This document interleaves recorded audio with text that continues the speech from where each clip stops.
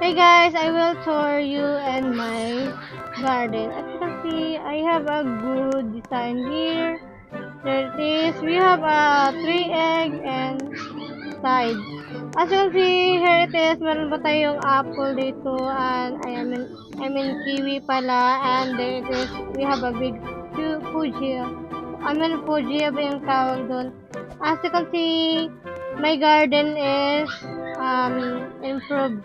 Nag-improve ang garden ko guys, and as you can see the design is very good and I very like it. Also the purple dahlia, and there is very good guys. As you can see, meron tayong mga tomato dyan sa harapan, and we have a good tomato there because the harvesting will be going to be good. And meron tayong pang natin to guys lahat.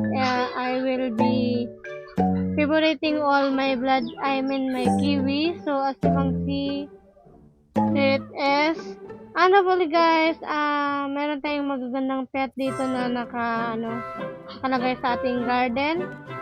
So there it is. I have a gold melon. So namimigay for your guys, namimigay din po ako ng gold melon sa mga beginner. And there it is guys, meron tayong na token. Comment down below if you like it and get it in my here in my main account, and let's be friends and let's be mood guys. As you can see, hopefully you will like it guys to get there. So another one will be opening the squirrel. If you like the squirrel for your design, and if you are aesthetic one, get this one squirrel in my hand.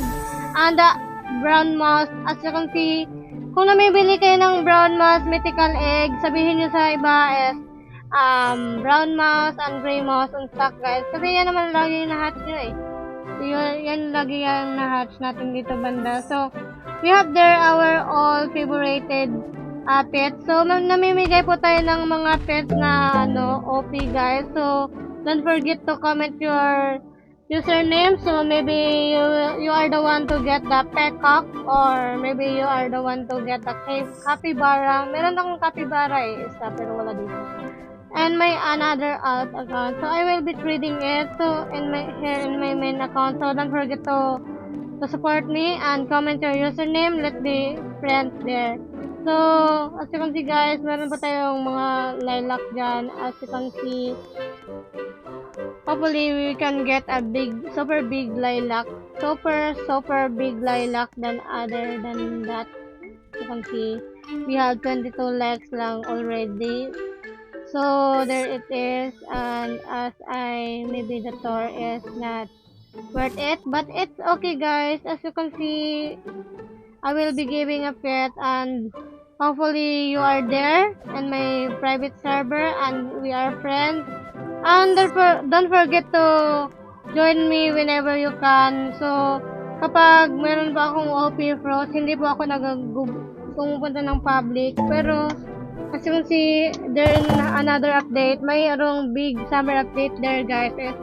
Pupunta talaga tayo sa public guys para mag-summer update. So, hopefully, mag-workshop guys, pero I don't think so na worth it magpunta sa public because there is a probability na mananakawan tayo ng fruits doon, and hopefully hindi. And pinapakain ko pala yung mga pets ko dito guys. As you can see, lahat sila papakainin ko. Dahil kung nagugutom yan guys, hindi yan sila magdadagdag ng age, hindi yan mag-improve, hindi yan magtulong sa garden. So as you can see, sobra, hindi pa rin nabubusog yung mga pets dito. Number 1 na yung blood hedgehog dyan.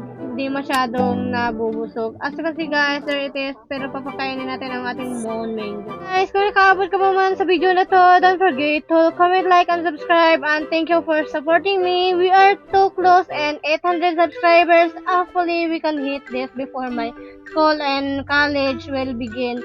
Because I will be getting more busy there. So, my voiceover and the update only, I will be recording only kasi guys, there it is a big responsibility on a college life. So, thank you for watching. See you in my next video. Thank you. Bye-bye, guys.